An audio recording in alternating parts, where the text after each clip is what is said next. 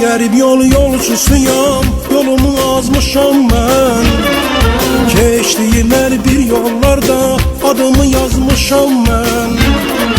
Bir qərib yolçusuyam, yolumu azmışam mən. Keçdiyimlər bir yollarda adımı yazmışam mən. Xeyli vaxtı axtarıram yarımı, xeyli vaxtı axtarıram yarımı. Onun şirin xəyal ilə pərvazlanmışam mən. Onun şirin xəyal ilə pərvazlanmışam mən.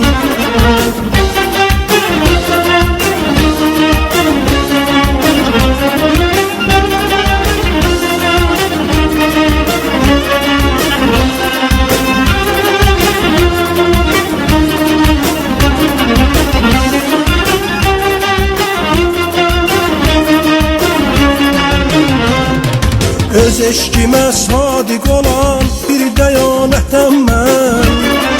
Hər əzaba sinə gələn yorulmaz qüvvətəm mən.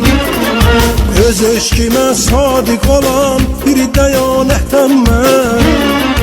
Hər əzaba sinə gələn yorulmaz qüvvətəm mən.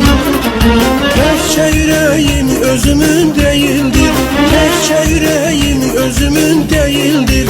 Özgəsinin gözlədiyi bir əmanətəm mən.